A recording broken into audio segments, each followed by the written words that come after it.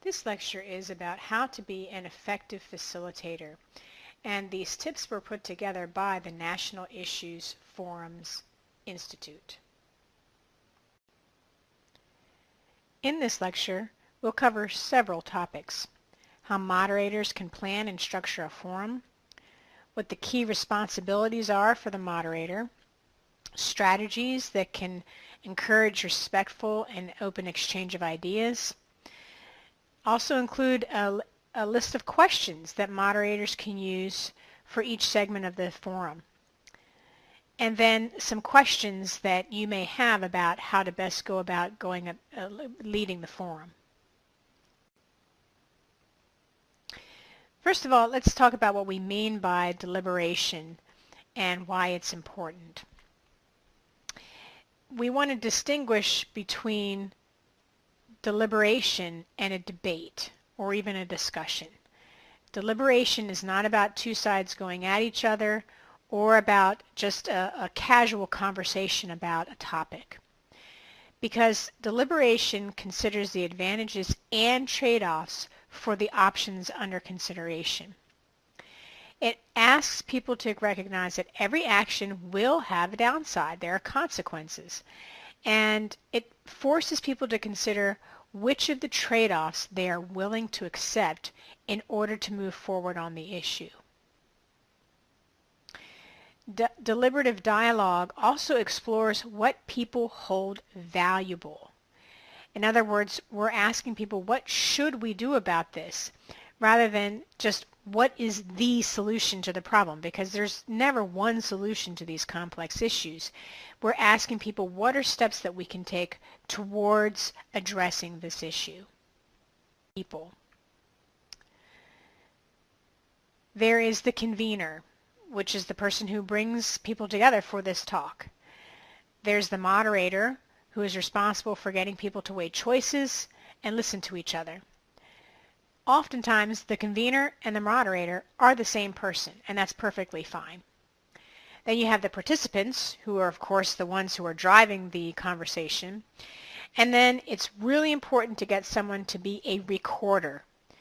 You, as the moderator, should not be the recorder, because you want to be free to read the room, to move about the room, to facilitate the conversation without being encumbered by having to write things down. So you want to identify someone who has good handwriting and can listen well and be impartial and write things up as the group talks about. You also need somebody who can be a timekeeper. And this can be done by the person who is recording things, the scribe, so to speak. But you want to make sure, again, that you don't have to be the timekeeper. You just ask somebody in the group to say, hey, at 15 minutes, give me the high sign so we can close out this section and move on to the next one. So what's the job of the participants in a deliberative dialogue? They are looking at different ways for thinking about a problem. They're going to exchange their views with each other, and as they're doing that, they're weighing the benefits and trade-offs of the different approaches. The point is that they are listening and considering these options in an environment where they're not going to be attacked, where they're not going to be disrespected, where everybody is coming at it with goodwill and good faith. What are the responsibilities for the facilitator? There are several. You need to be able to encourage the exchange of views. You want to be able to press participants on what are the trade-offs that they may have for their idea. And this is sometimes hard for people.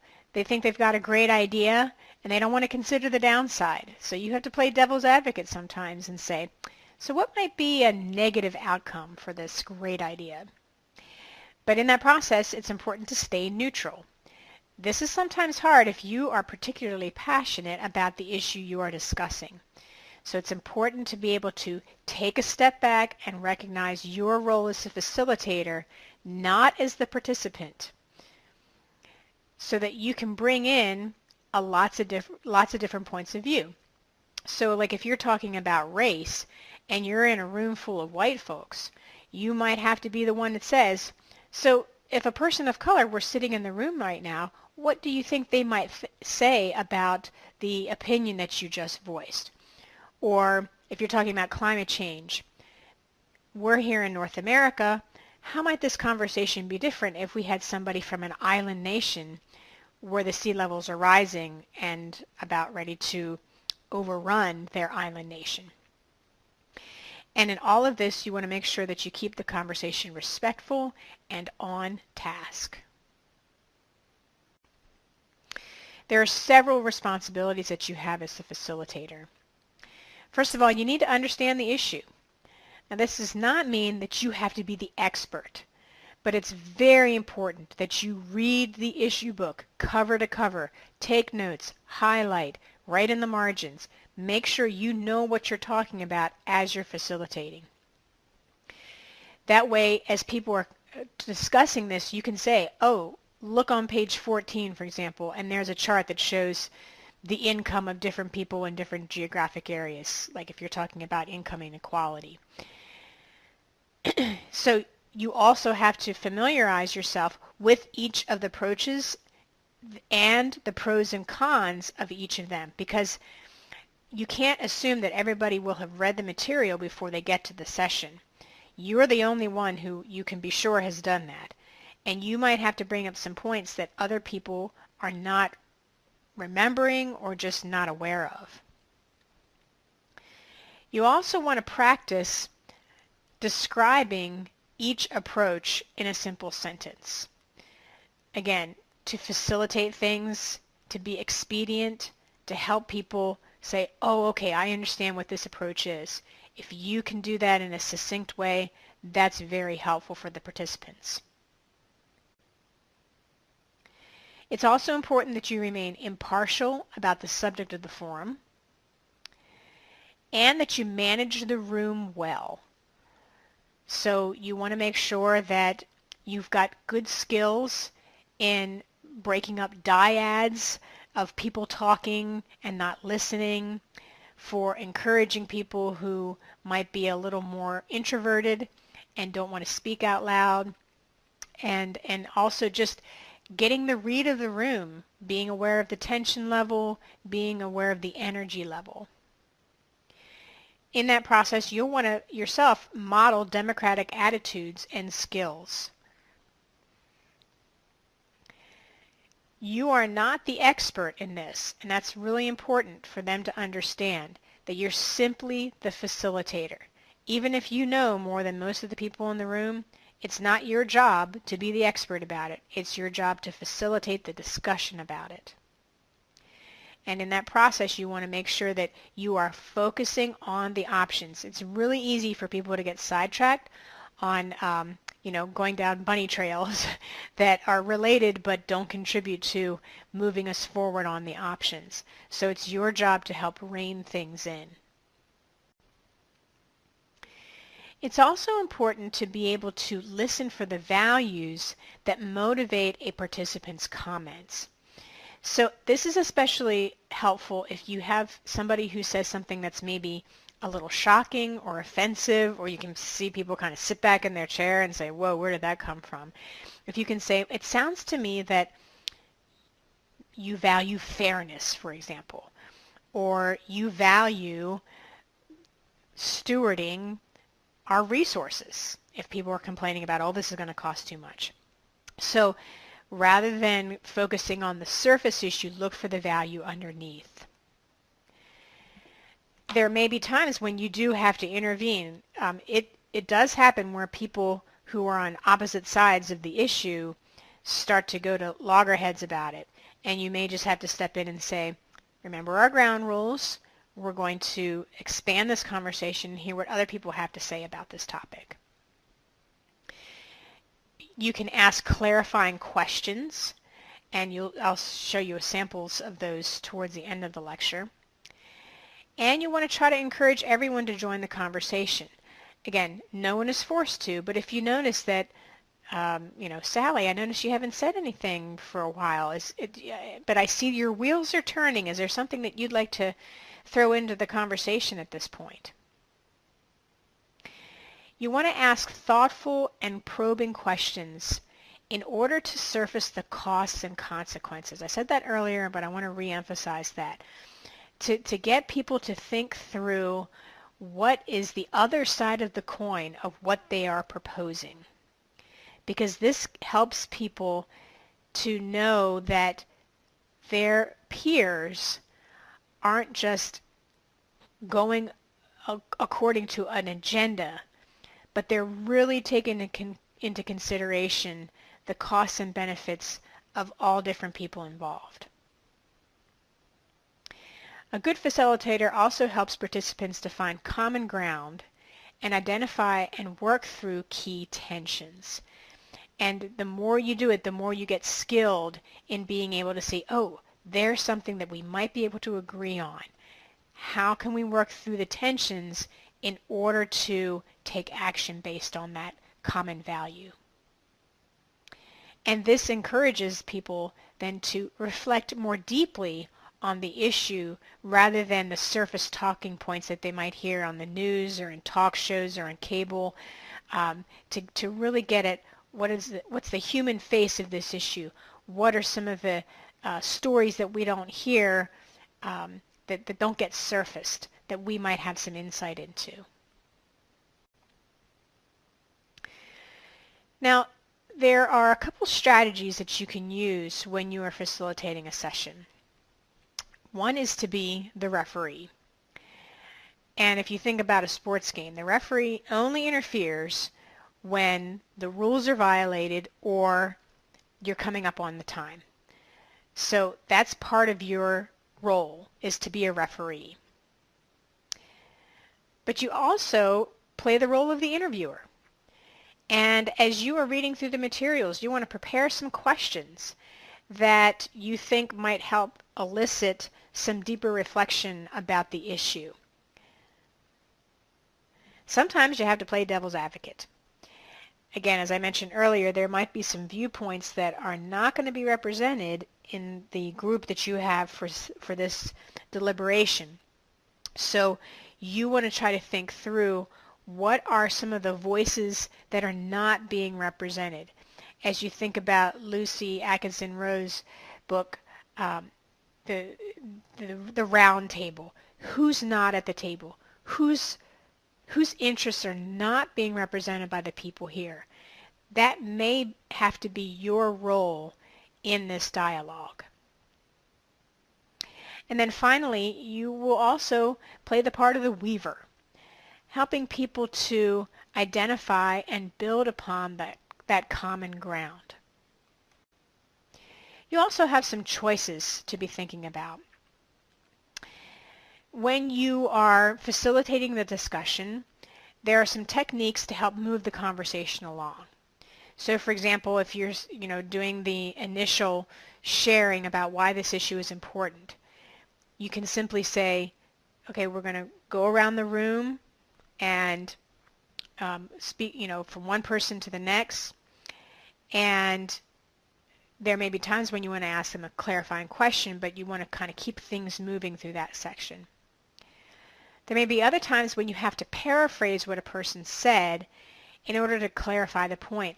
This is especially helpful for the person who's taking notes. If a person is kind of going a little too long in their comment, they're being a little long-winded, you can say, so what I hear you saying is that this issue is important to you because blah, blah, blah.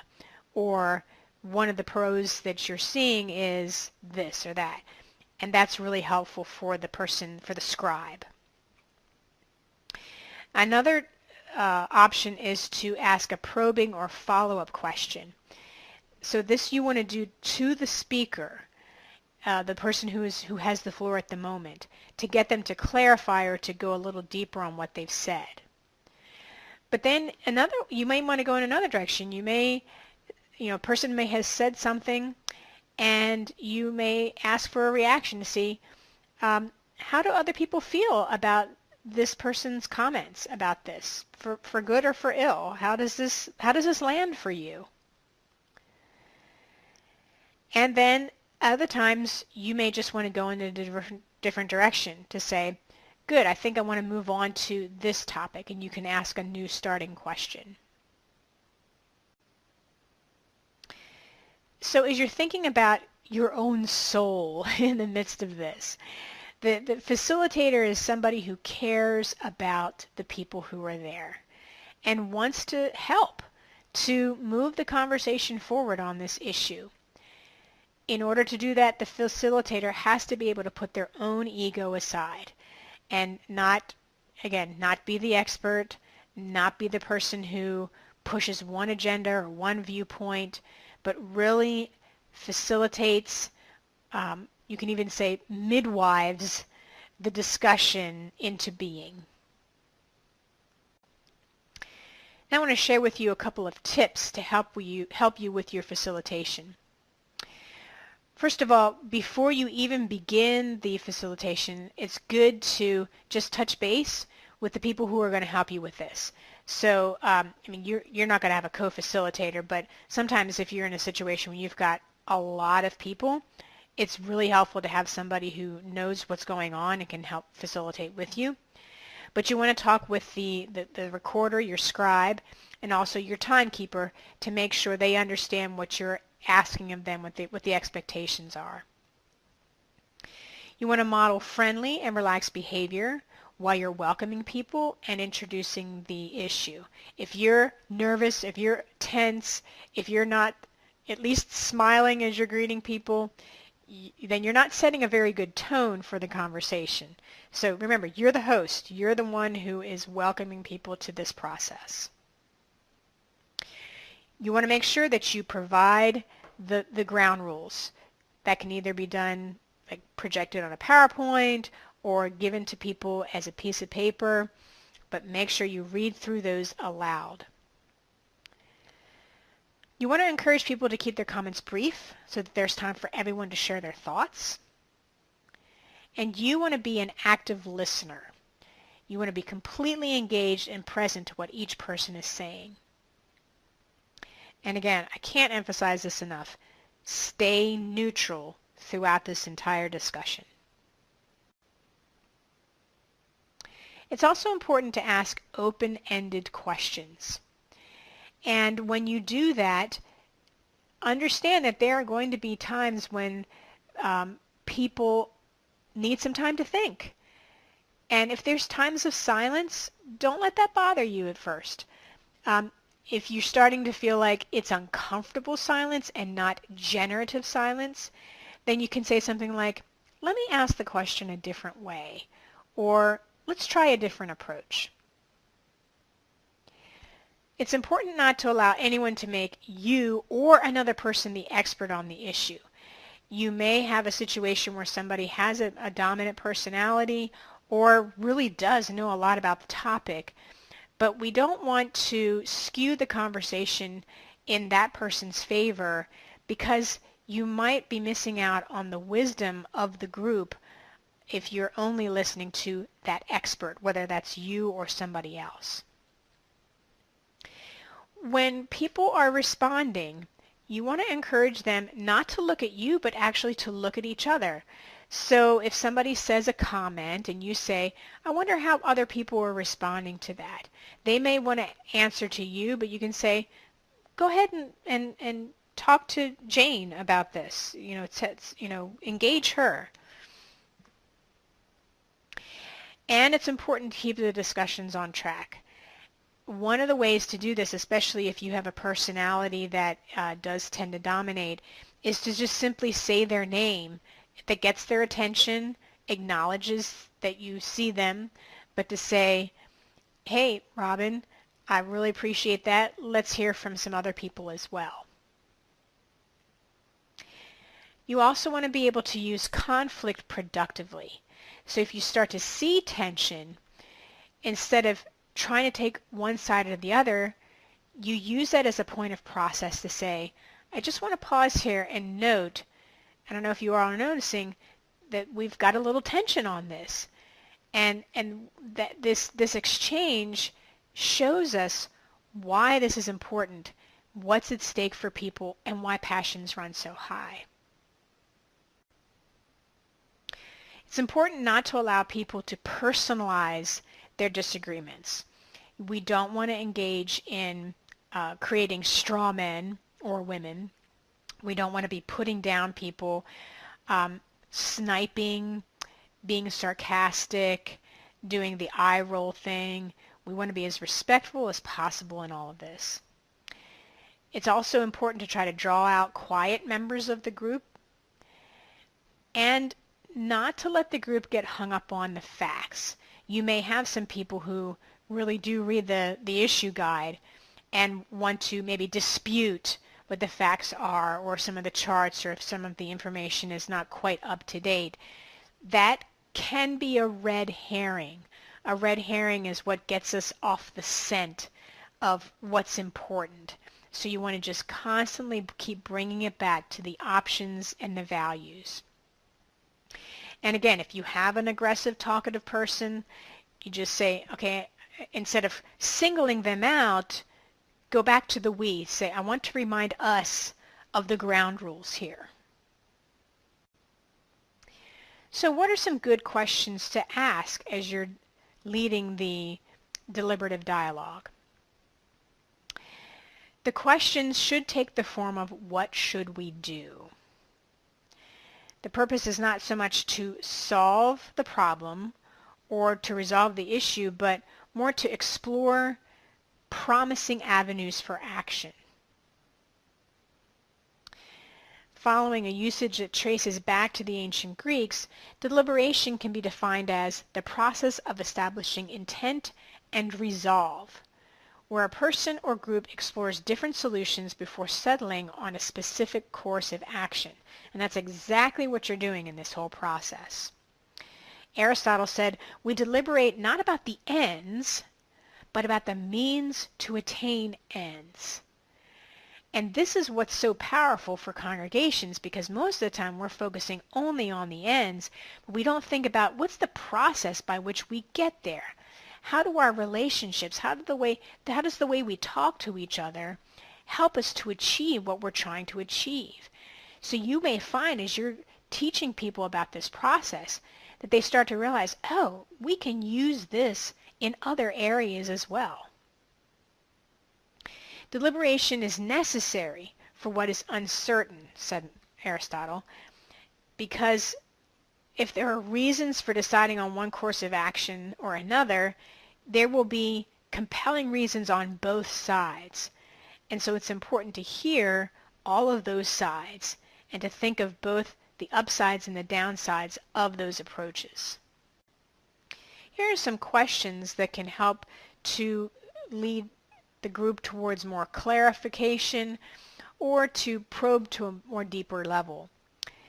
For example, you may ask, could you tell us more about why you think this way? How did you come to this opinion? Or what experience have you had in your life that has brought you to this point? You can also ask, could someone give us an example of what was just said? Or if somebody says something, whether you agree with it or not, just to ask, does this raise any concerns for anyone? And you give it a moment, and usually a hand goes up and says, well, maybe we should think about this. Other questions help us move towards values. So you can ask, what makes this issue real for you or us? Which you ask at the beginning, but it's good to ask that occasionally as you're going through the different options as well. You can also ask, what evidence do you see that this is something that is important to all of us? And you can ask, what values or personal principles come to mind when thinking about this issue, or this approach, or this pro, or this con? There are also questions that lead to agreement, such as, what seems to be most important to those who like this action? And see, this is really helpful if you have people who disagree with that particular suggestion. You're not asking them to attack or defend it. You're just asking them to identify what's important to these people. See, that gets at the human level of all of this. Then if somebody says, oh, yep, I totally agree with what she just said, follow up with that. Why do you agree? And then towards the end, you're going to be asking, have we come to some common ground or agreement to support a specific action in this option? Or something like, what actions seem reasonable at this point now that we know the pros and cons of these approaches, we've identified our values, what actions might we take? You can also ask questions that have to do with disagreement or opposition. So you can ask, for those of you who disagree with this action or option, what concerns do you have? And see, a question like that allows those who are in the minority to still have their voice be heard. And sometimes they bring up really important points that the majority is not considering. You can also ask, where are the gray areas or ambiguity? Because with these complex social issues, there's rarely any black or white. And again, ask what negative consequences might take place if this action were pursued. And this helps to be expansive in our thinking so that we don't get tunnel vision towards one aspect. Because if let's say we took an action and then we didn't think through what the negative consequences might be, we're completely surprised and then we're derailed from it. But if we've anticipated that ahead of time, then we can take steps to account for it or ameliorate some of the negative consequences. You can also ask questions that have to do with consequences or benefits. Like, can anyone think of something constructive that might come from this action succeeding? Again, this is helpful for people who are not in favor of the action.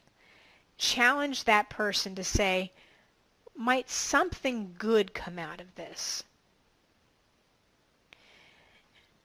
And the flip side is to say to somebody who agrees with the action, is there a downside to this course of action?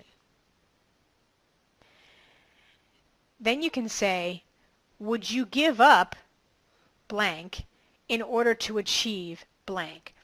Because remember, there's trade-offs in this. We can't have everything that we want. So are you willing to give up this in order to get that? In other words, what costs are at stake and could we live with them? What are the deal breakers? In other words, what are the non-negotiables that we're not willing to give up? What are the things that are maybe not ideal, but if it means that we can get to this step, we can live with that? There are also some questions that you want to avoid. You don't want to ask something like, do you think we should do what this person has proposed? Because that's a yes or no question. Another yes or no question is, some people want to do option A. Do you agree? You don't want to do those yes or no questions. Instead, you want to frame open-ended questions such as, what would it take for the community to pursue this option? Or, how would we go about improving the situation given these downsides? Or, what might the downsides of this course of action be? Or, where will we find support beyond our group for this action? And where will we find resistance beyond this group for this action? Here are just a list of techniques that can aid you in your facilitation. I'm not going to read through them, but these are all techniques that can enable you to move the conversation along, to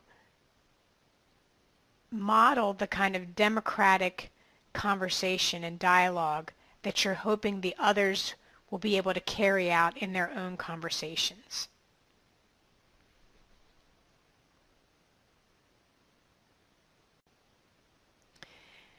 As you're coming to the end of the forum, you're going to invite people to reflect individually.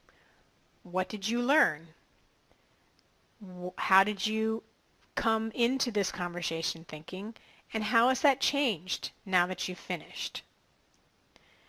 As a group, how are we coming into this and how are we going forward? And what might be some of the next steps that we can take? And then you can ask for some feedback. What went well in this session? What do we wish we could have improved?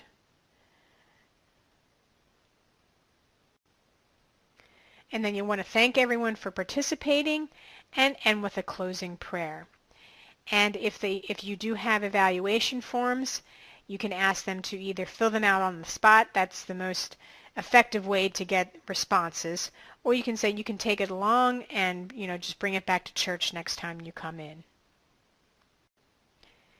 Remember that the goal for this deliberative dialogue is more than just about the issue itself.